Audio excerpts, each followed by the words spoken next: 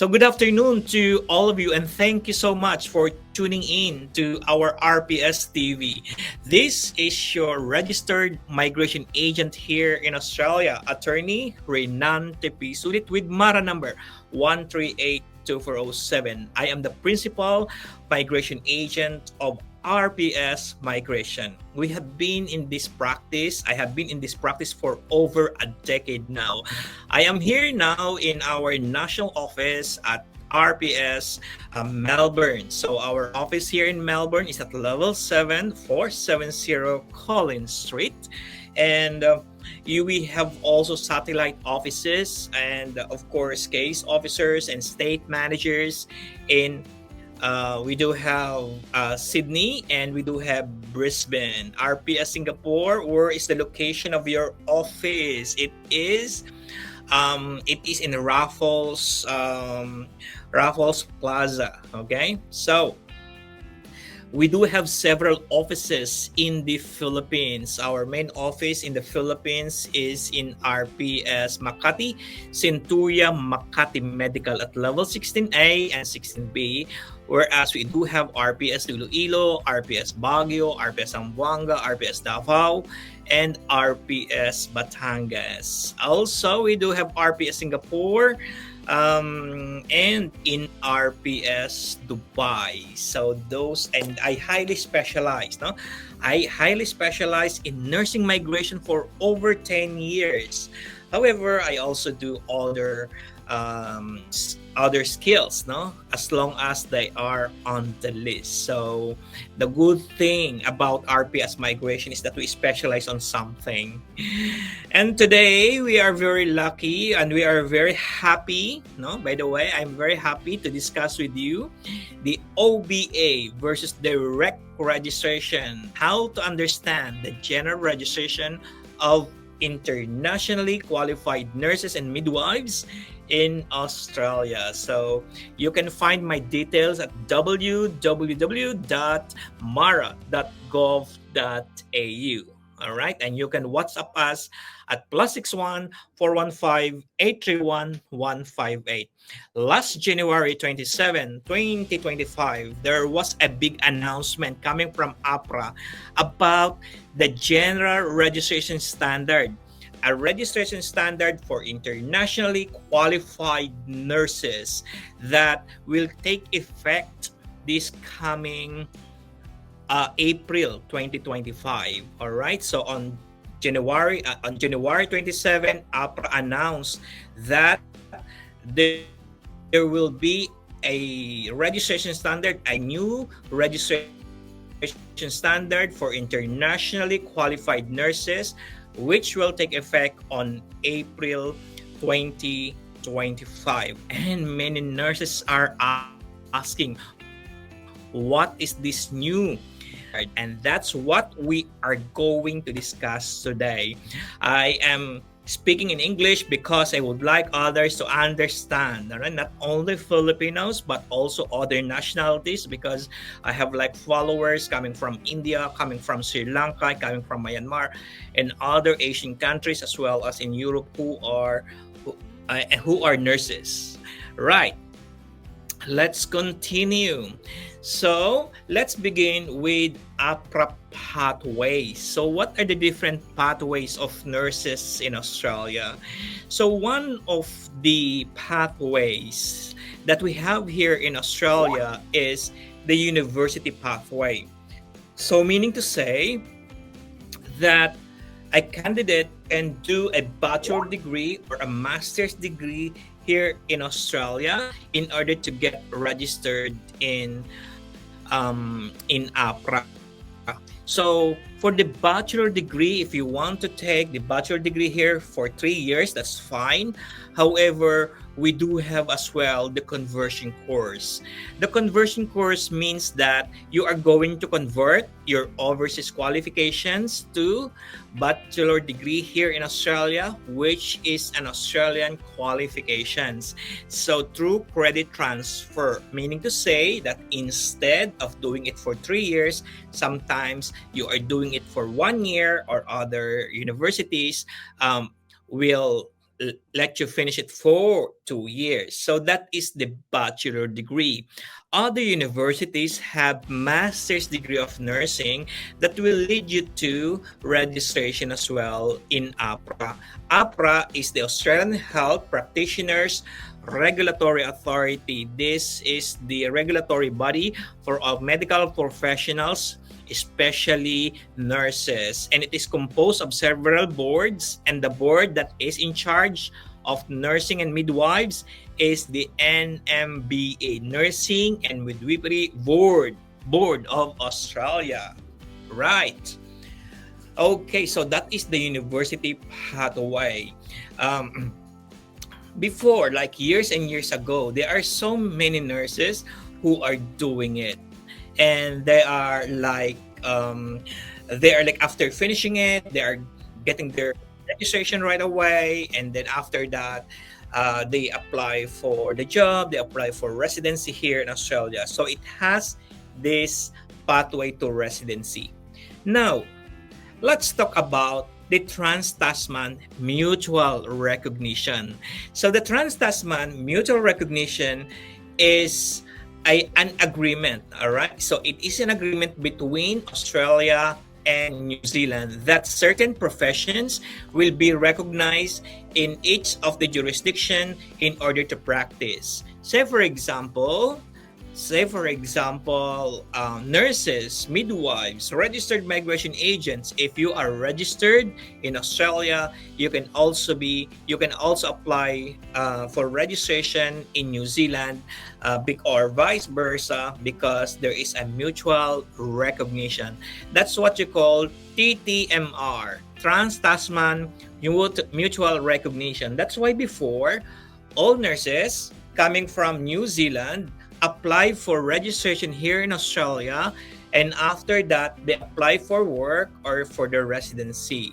Okay, so before June 30 or before July 1, 2024, in New Zealand, the Nursing Council of New Zealand allowed the recognition of licenses coming from Singapore, coming from UK, from Ireland, from US, and other jurisdictions to get registered in New Zealand, in Nursing Council of New Zealand, after satisfying the mandatory requirements and other requirements for registration. Say for example, the Singapore registered nurses, from Singapore, as long as you are RN in Singapore, and you are not special, your sole qualification will not be mental health, pediatric, and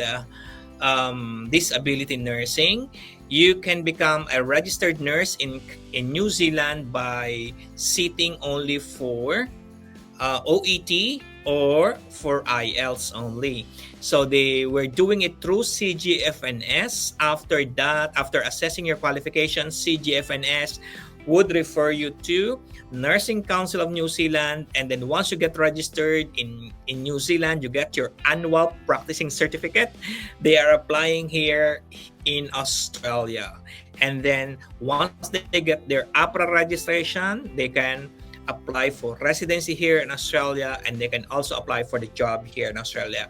So for nurses in UK, for nurses in Ireland, in other jurisdictions, they were applying in New Zealand before without sitting for any English test, because that was their qualifications there was recognized, and they used English test before in their registration.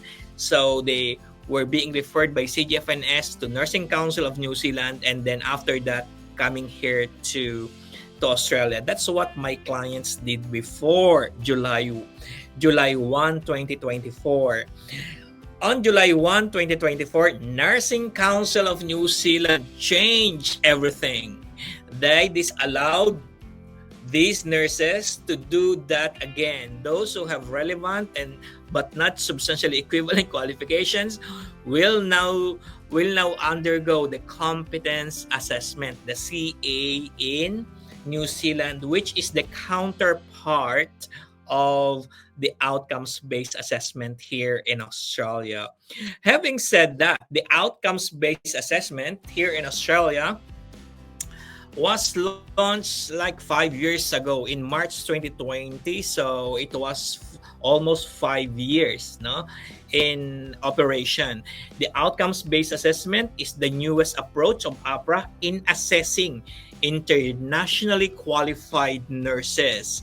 So this is composed of NCLEX and the OSCE, and this is for the candidates that belong to Stream B, those who have relevant qualification, professionally relevant, but not substantially equivalent. Remember that phrase, professionally relevant, but not substantially equivalent. So those candidates having that qualifications will undergo NCLEX and OSCE. No? So that's why upon passing these two examinations, they will become registered nurses here in Australia. Now, here comes the announcement that everybody is thinking about, that the new general registration for internationally qualified nurses, which will take effect in April 2025, is for those who have professionally relevant but not substantially equivalent qualifications as well. All right? But practicing in comparable jurisdiction with 1,800 hours. So what does this really mean? No? What does this really mean? Are they abandoning OBA, or they are just adding something in the registration standard? They are not abandoning anything, okay? They are just adding something.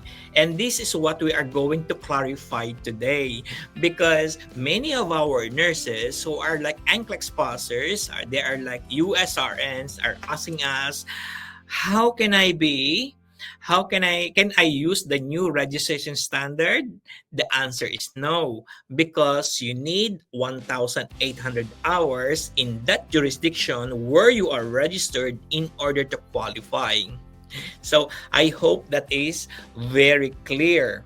Okay, so we do have here some, RPS Makati, Miss Guainet Salcedo, so you can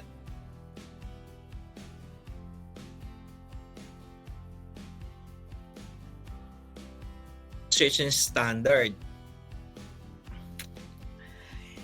Right.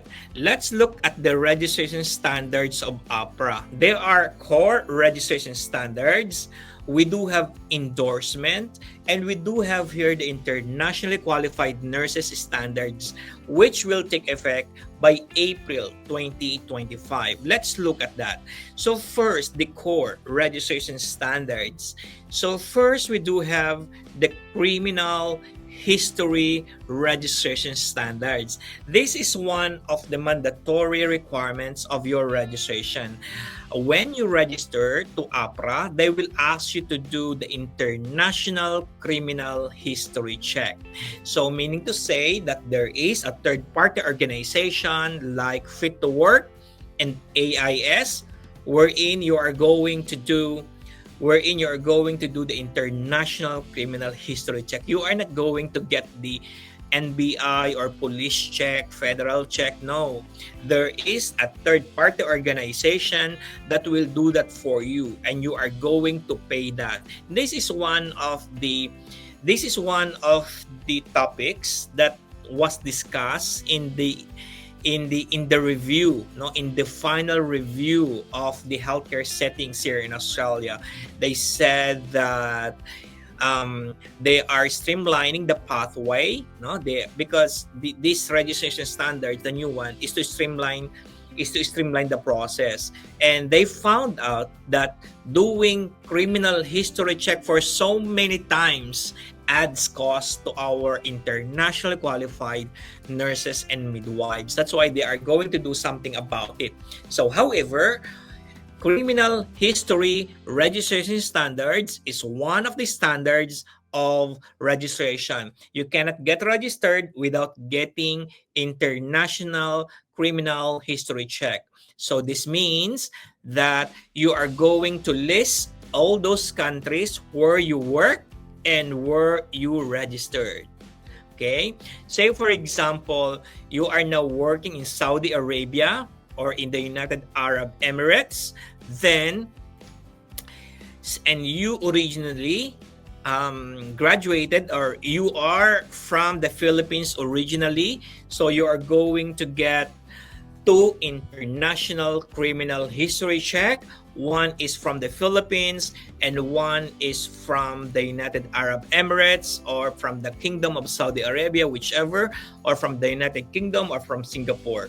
So this will be done by the third-party organization. So I think in just like 24 hours, you will get the result. Before, like 7 years ago, 8 years ago, it takes a while, but now it's very fast, maybe because of the technology. So that is one of the standards. Second standard is the English language skills registration standards. So as of the moment, the registration standard for nurses and midwives, no, insofar as nurses and midwives are concerned, for PTE, we need PTE all 65 in all sections, reading, writing, listening, and speaking, and the average is 65. For the OET, we should have B, B, B, and B in all sections. And for IELTS, no? And for IELTS, we have 7, 7, 7, 7 in all sections as of the moment. So AHPRA is also accrediting other English tests such as TOEFL, Cambridge A1, C1, and C2, and all others. Now, come April 2025, there will be changes as well in the English language of nurses and midwives. So the overall must be 66. The overall must be 66, but the writing can be 56. All right. So, say for example, for PTE, we have 66 in writing, 66 in reading, speaking, and listening, and you get 56 in your writing. So that is allowed for registration standards. Now, in order to comply with the registration standards for IELTS, you can have 6.5 in writing, and for the OET, you have C in writing. That will be allowed. And then you can also present a combination. So my Indian friend told me that it is called clubbing in their jurisdiction, the clubbing. All right. So, but in the Philippines, it is called combination. For example, you have 2 PTE.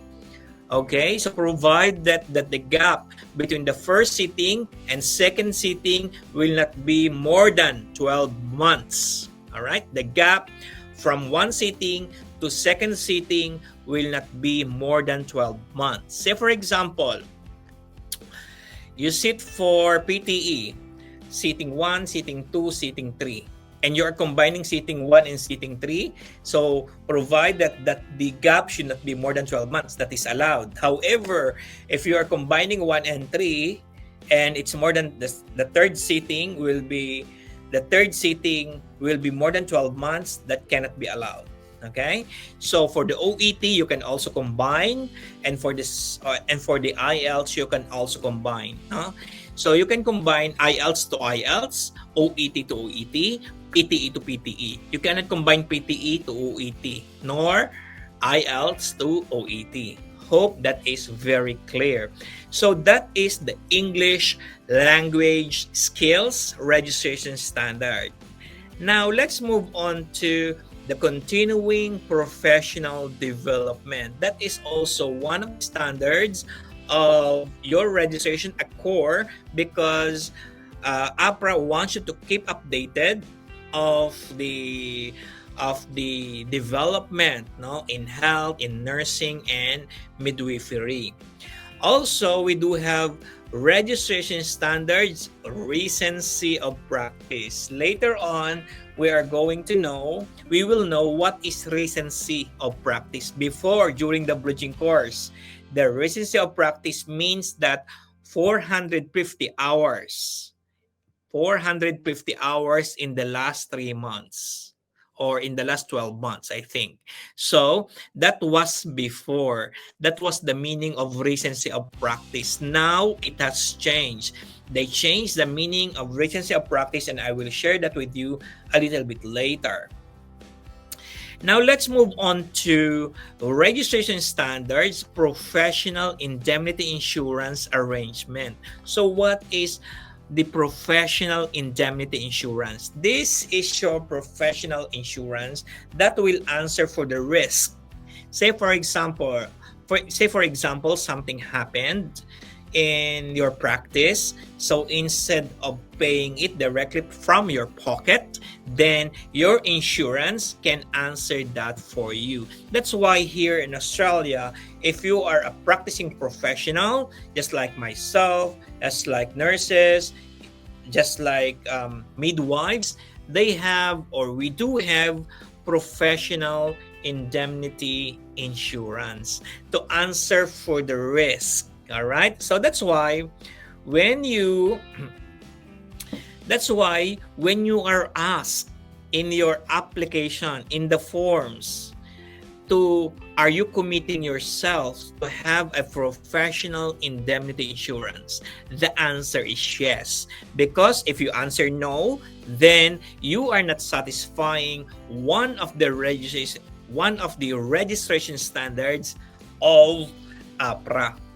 All right? So look at the core registration standards. With the exception of registered students and non-practicing registrants, these standards apply to all applicants for registration and currently registered nurses and midwives. So even if you are already registered, you have to maintain the core standards: the criminal history check, the English language skill, the registration standard continuing professional development, registration standards, the reasons of practice, and the registration standard, the professional indemnity insurance, the core.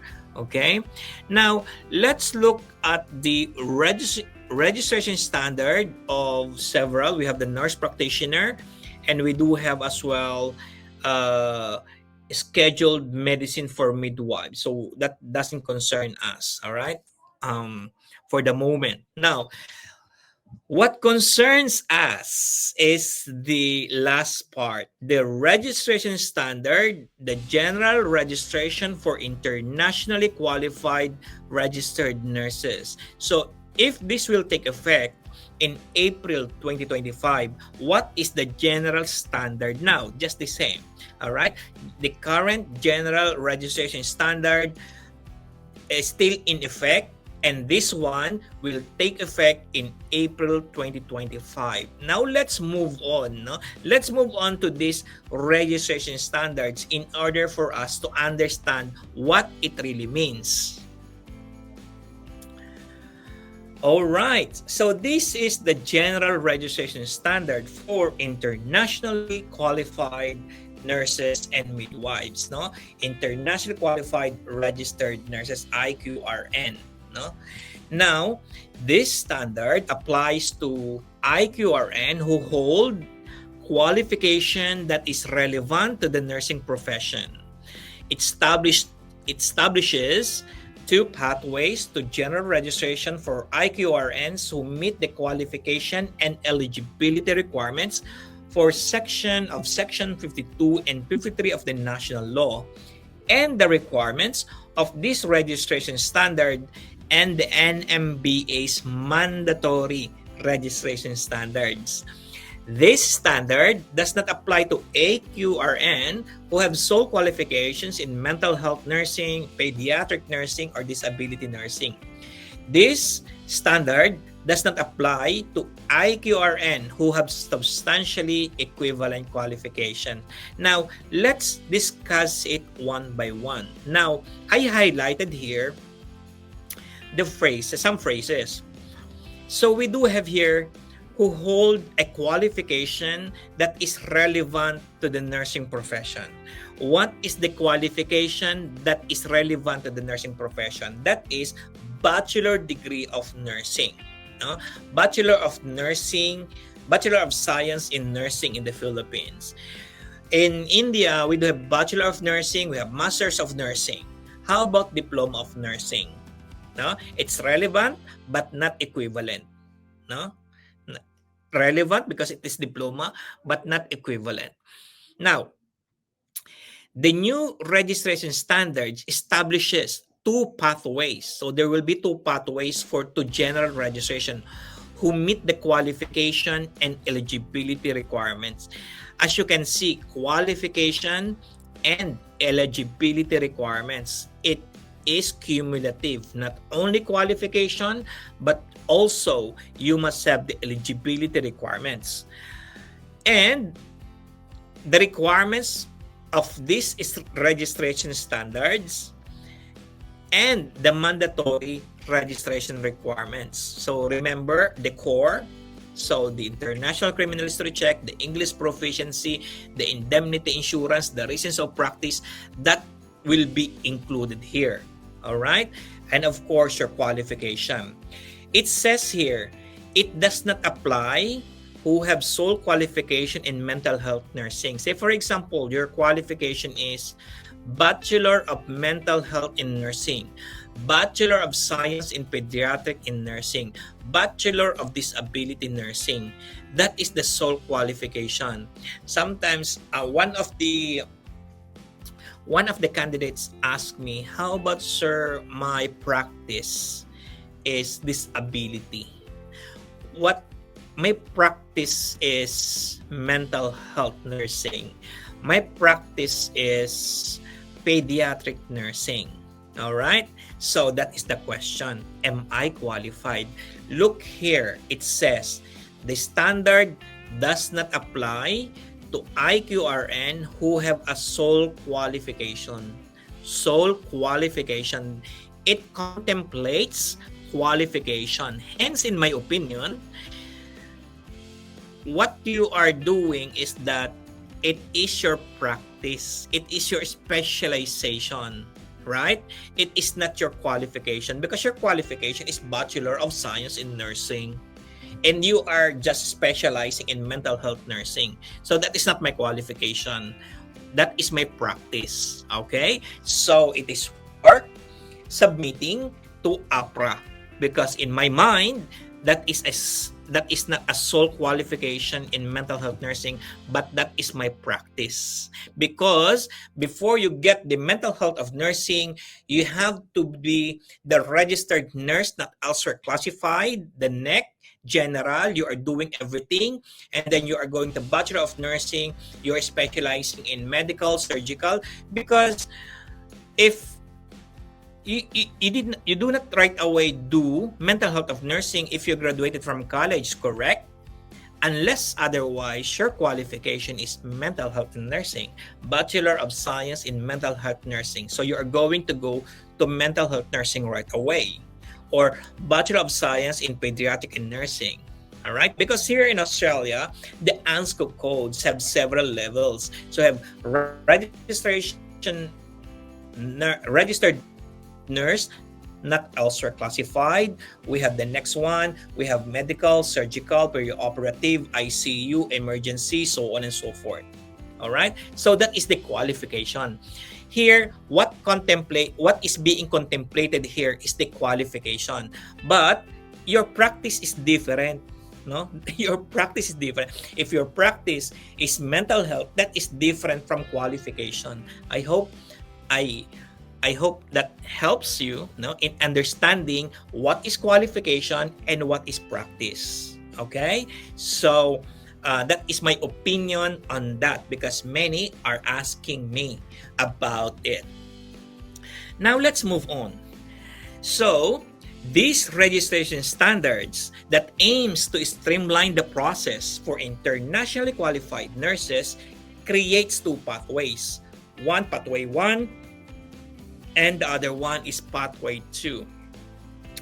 Now, So come April 2025, there will be two pathways. So number one pathway is this: internationally qualified registered nurse applying pathway 1 must demonstrate and provide evidence. You see, the word of the policy, the word of the standard is very clear. Must demonstrate. How can you demonstrate it? So through evidence. You must have the evidence. So number one, qualification requirements. So you do not read anymore section 52 so the relevant qualification, the qualification requirements. What are these qualification requirements? All right, so hang on.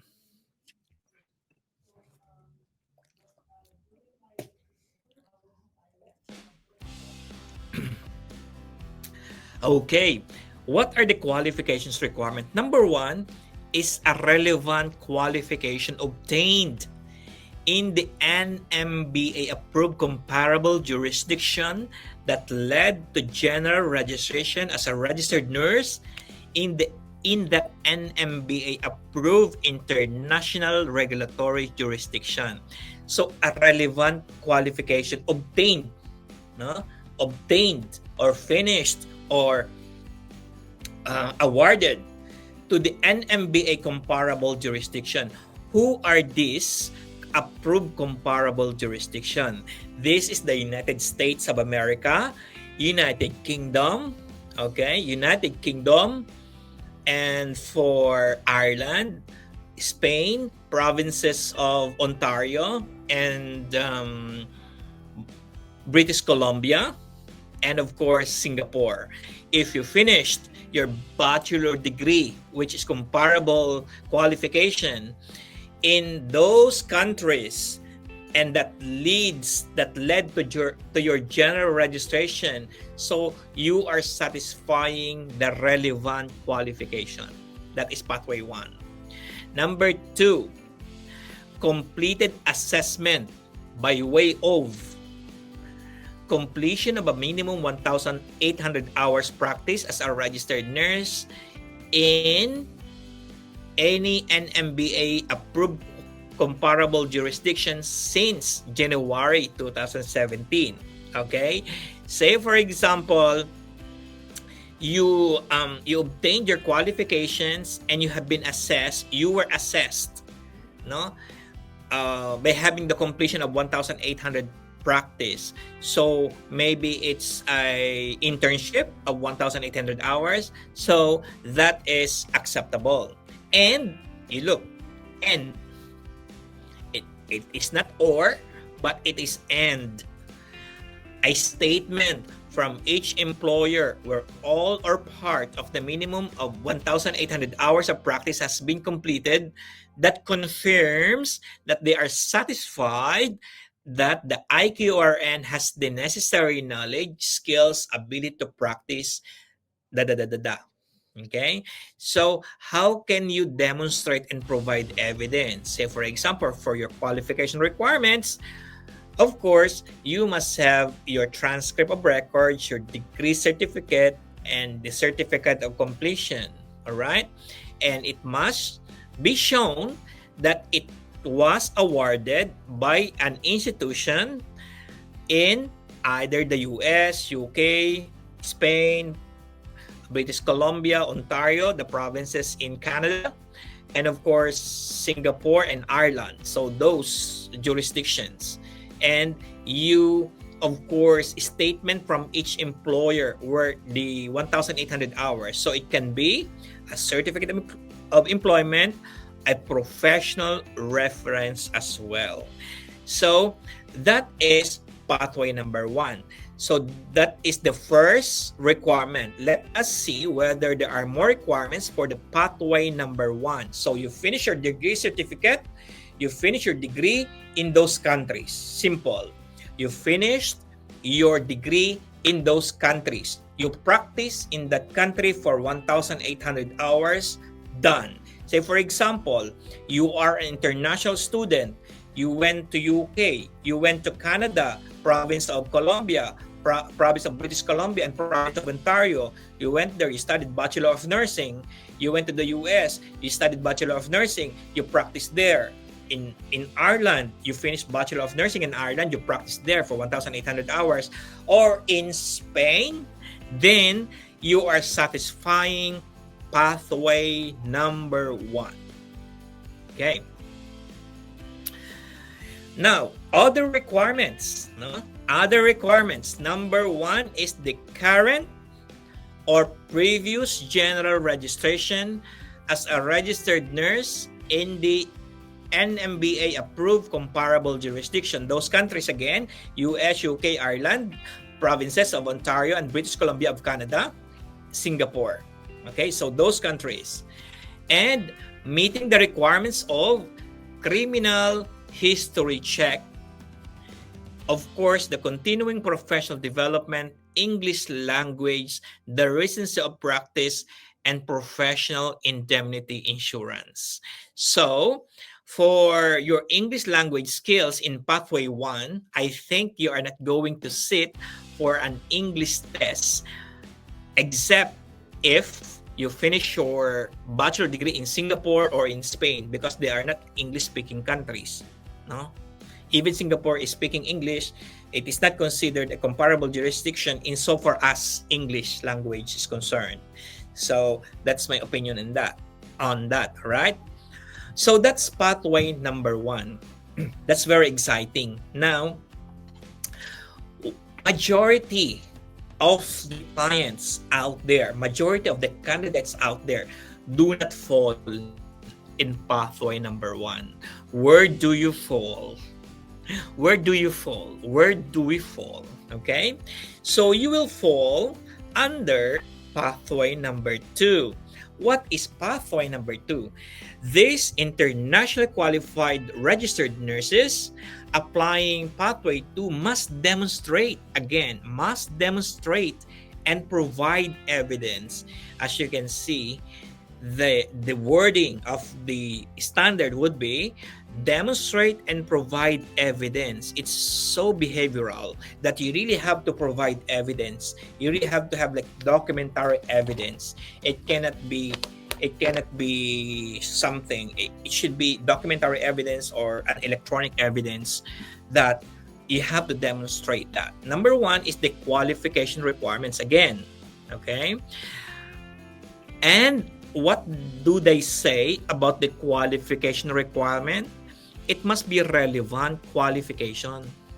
A relevant, say for example, Bachelor of Nursing, Bachelor of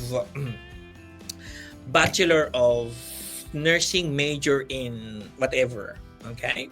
So Masters of Nursing.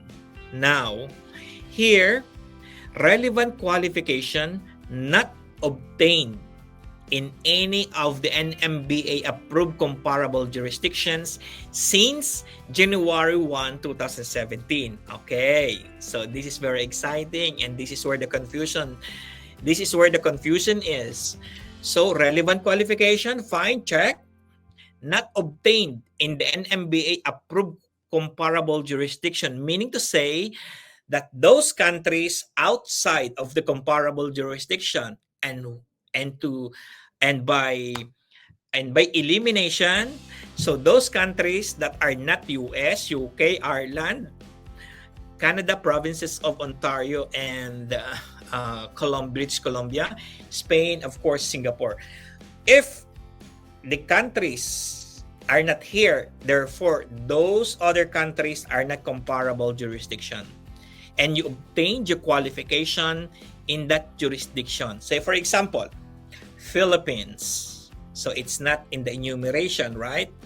India, Colombia, Greece, Italy, okay, Myanmar, Vietnam, Malaysia, Korea, Japan, Thailand, so Sri Lanka. So those qualification, Bachelor of Nursing in those jurisdictions are not obtained in the NMBA approved comparable jurisdiction. How do you interpret, since January 1, 2017. This is where the confusion is. This phrase, since January 1, 2017, does it mean to say that your qualification must be obtained on that date since January 1, 2017 and onwards? So because many are like thinking about it, no? So so the opinion, no? We have different opinions, and what I am saying here is my opinion because this is our channel, right? Since January 1, 2017. So to know what is the meaning of since January 1, 2017, let's look at the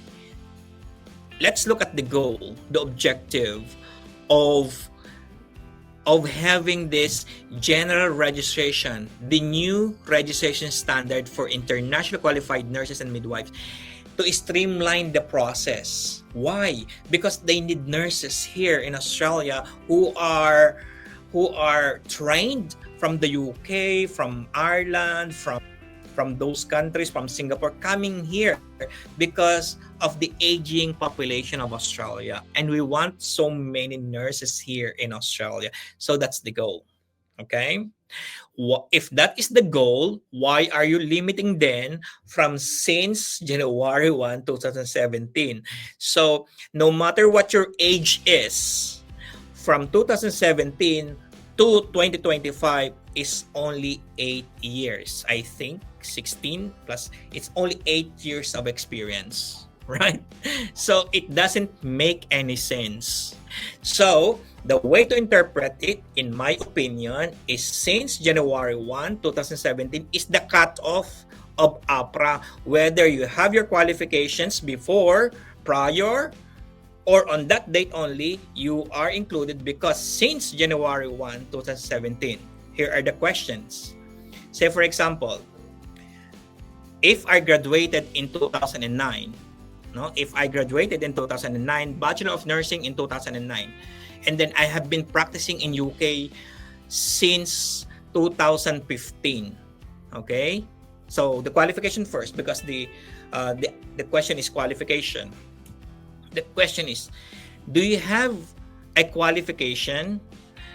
Do you have a qualifications since 2009? The answer is yes. Now I have been like holding that since 2009. I was asked, do you have a qualification since January 1, 2017? The answer is yes as well. I will not say no because it doesn't stop. My qualifications never ceased. Right? It is a continuing qualifications. So therefore, that since January 1, 2017 is a cut-off of AHPRA, having regard to the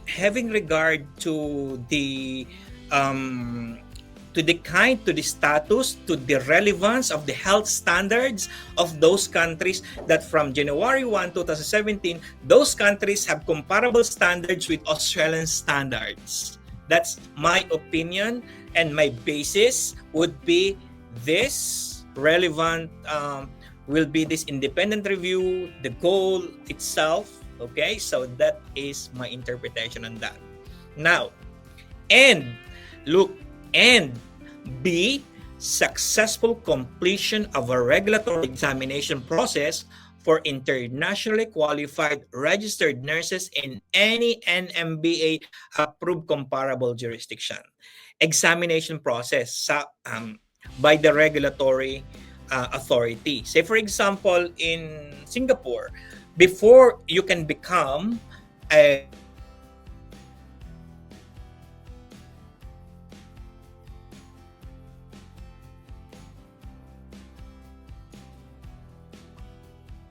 now in UK, before you can become a registered nurse in UK, you need to pass CBT, and of course you need to pass OSCE as well. In United States of America, in Canada as well, they have, as long as you pass the examination process, you completed, not attempted, you completed successfully of a regulatory examination because like I sat for the exam but I didn't pass, but I sat. Here it is very demonstrative.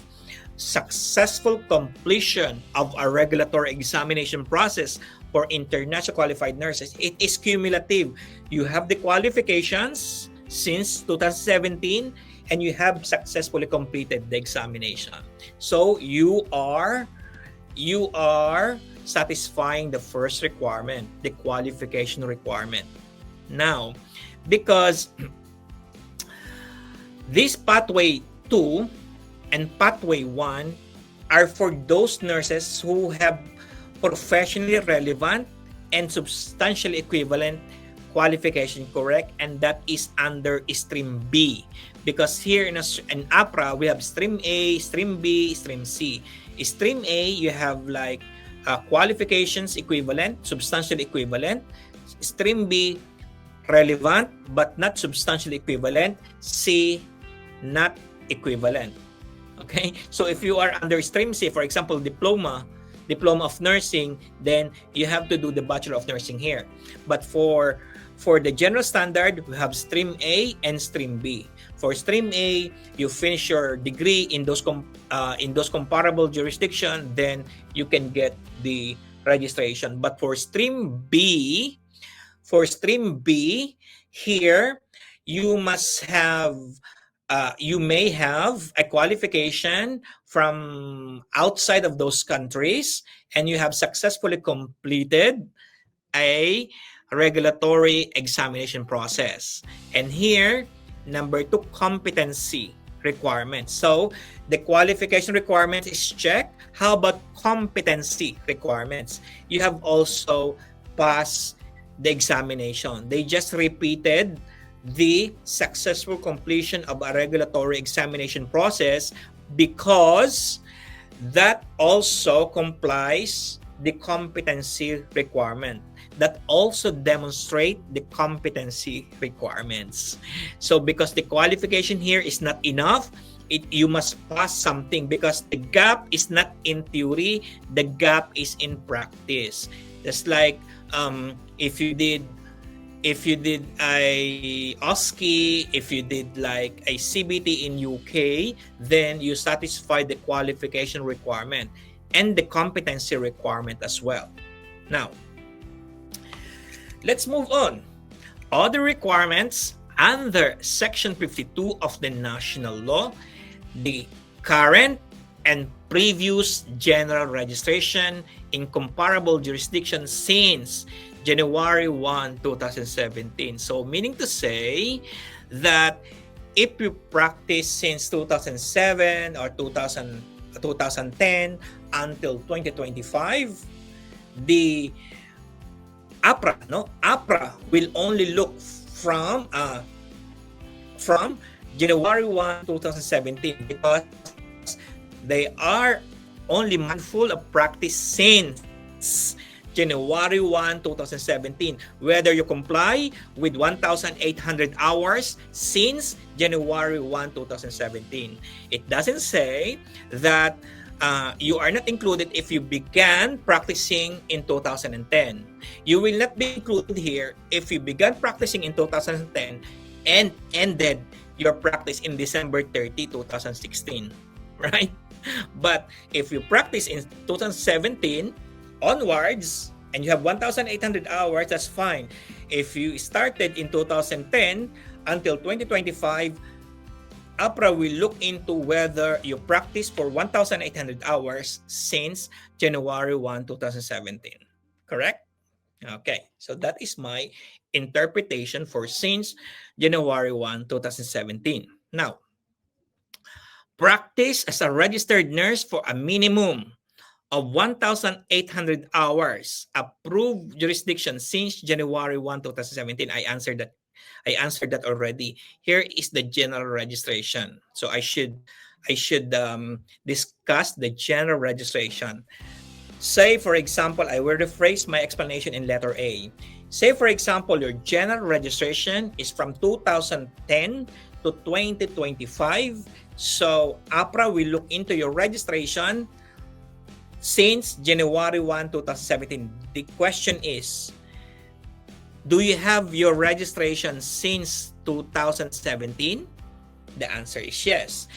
Do you have registration in UK since 2009? The answer is yes. They are both yes. They can never be no. So meaning that is the cutoff. The same with practice. Okay.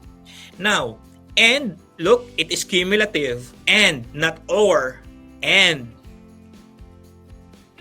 So other requirements, you have the general registration, you practice as a nurse, and meeting the criminal history, continuing professional development, English language skills, recency of practice, and professional indemnity insurance. Now, let's look at the English language skills for those nurses in UK and in Ireland, in Canada, and in US. Say for example,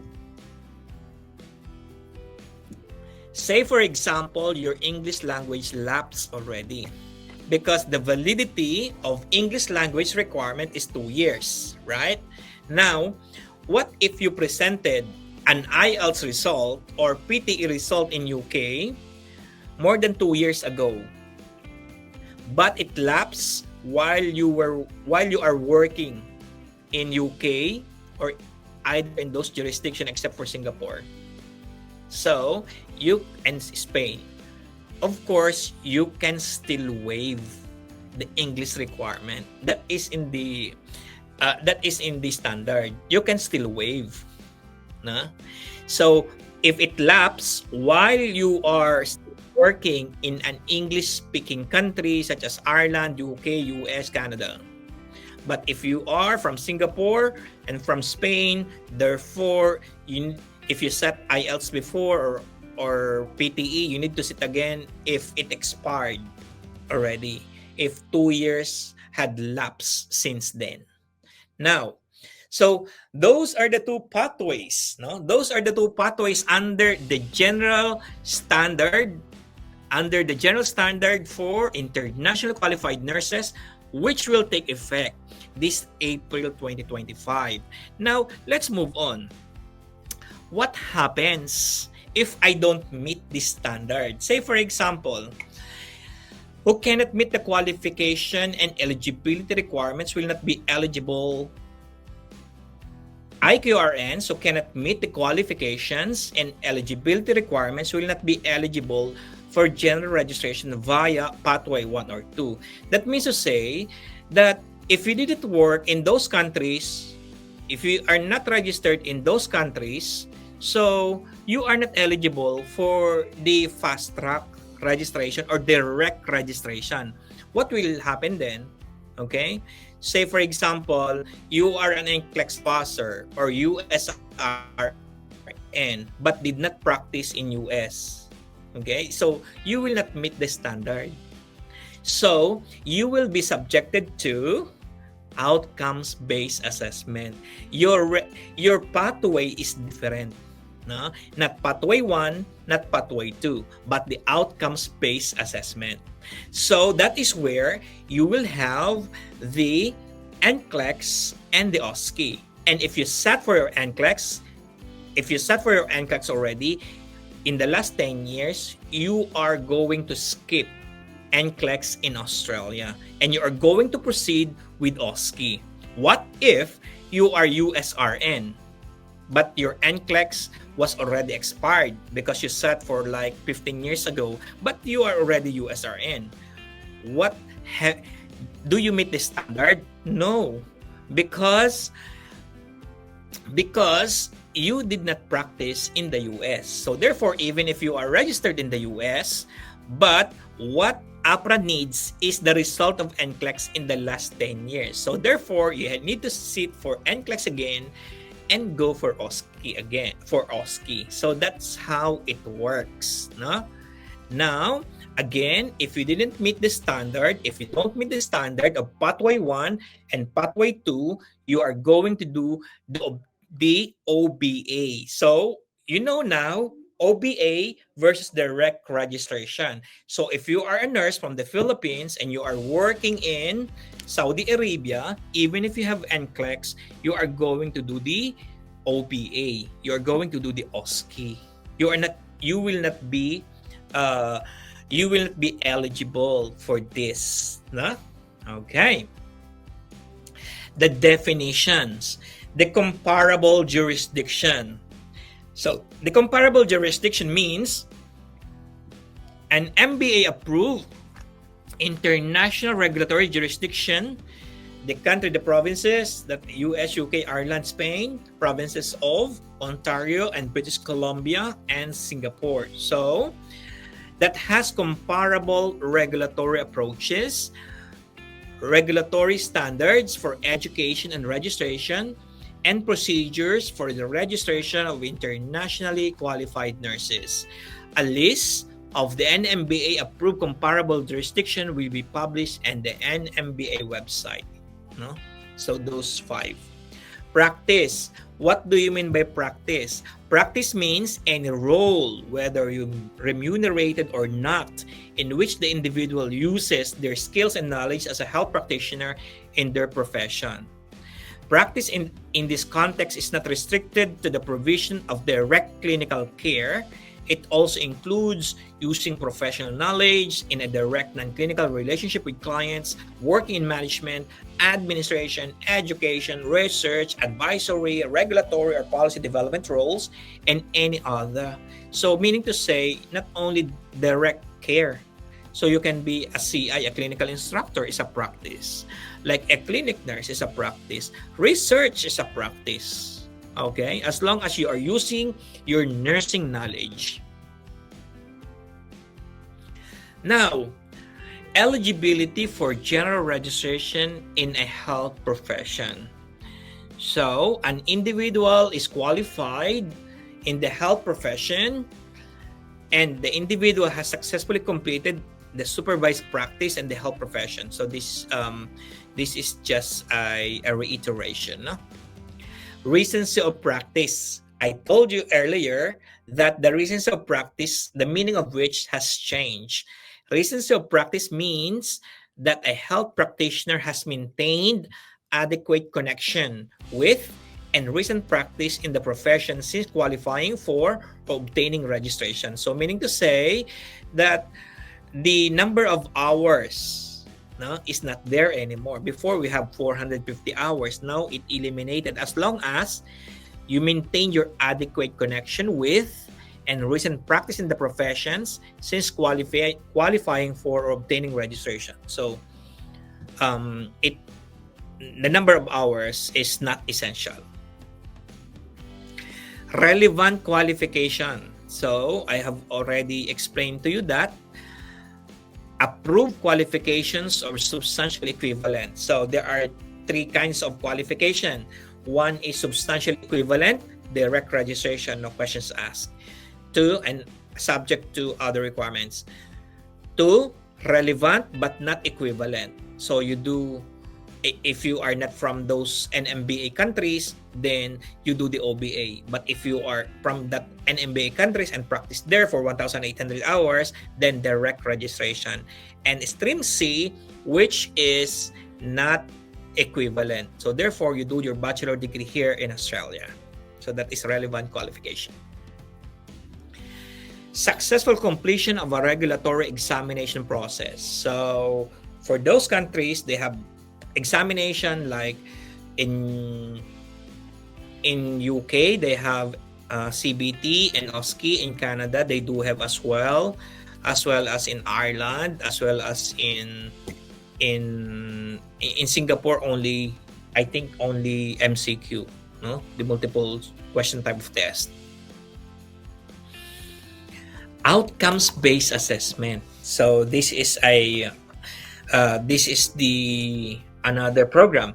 So if you are not qualified to the direct registration, you will be qualified for outcomes-based assessment because you have a relevant qualification but not substantially equivalent and you did not practice in those countries. So you will be subjected to outcomes-based assessment which has the NCLEX and the OSCE. And don't you worry, because RPS Migration is here for you as well. Because aside from RPS Migration, we do have Australian certified trainers, the number one review center here in Australia in so far as OSCE is concerned. I'm very happy about it. Now, let's look at Fast Track Registration to Residency Program. This is the original program of RPS Migration that helps nurses get their registration and residency in Australia. This is a combination of the non-migration and migration. Why? Why do I have this program? Because once you registered here in Australia, sometimes you cannot find work. Even if they're like, we need nurses, that right? However, I will help you become an immigrant here in Australia so that you don't need any sponsorship anymore. Because if you are a resident here, if you are an immigrant here, you can build your portfolio in any hospitals or in any health facilities by having like a permanent part-time until these facilities absorb you. That's how it goes here in Australia, and that is part of our assessment and our seminar to our clients who are doing fast track registration to residency program. So that's why, aside from registration, no, of those nurses coming from those jurisdiction, or whether or those nurses from other jurisdictions, we do have fast track registration to residency so that you are not resigning from your job, you are waiting for your residency while you are working. And this is the number one program at RPS Migration. That's why my WhatsApp, my God, even if I am sleeping, they are like sending a lot of messages. Please help me. I want to transfer. I want to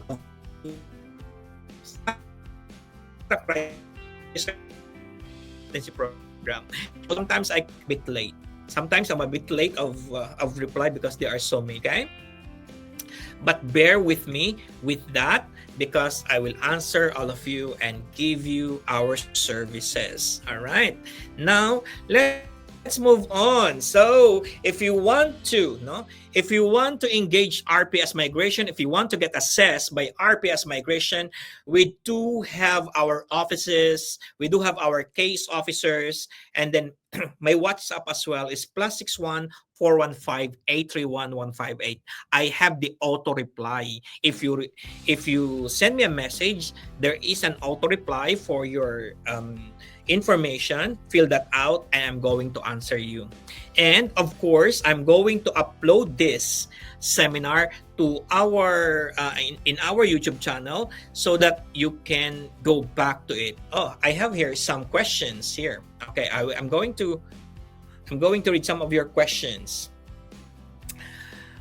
All right, so thank you, sir. Oh, wait. Hands yellow heart thread. What's that? RPS from India. Hello, RPS from India. Saan po, kanino kukunin po ang proof of 1,800 hours? So I think I have already answered that. Huh? What about po sa graduate ng BS of Nursing in the Philippines? So I already answered that. That is relevant but not equivalent, OBA. All right. So graduates from India, graduates from the Philippines, they go to OBA if they haven't practiced 1,800 hours and are not registered from those countries, right? From UK and everything. All right, guys, that's a bit fast. That's a bit fast. It's already 1 hour and 30 minutes already. And I'm so happy. And if you have some friends, guys, subscribe in our YouTube channel because every Friday, I'm going to discuss so many things about nurses as well and other programs here in Australia. I am using RPS YouTube channel, RPS TV channel in my live session. So if you want to get assessed and assisted by RPS Migration, get your registration here in Australia, whether direct or whether OBA, we do have the solution for you. You may WhatsApp me at +61 415-831-158. So this is your registered migration agent here in Australia, Attorney Renan Tepisulit with MARA number 138-2407 kay RPS. Sulit ang bisa mo!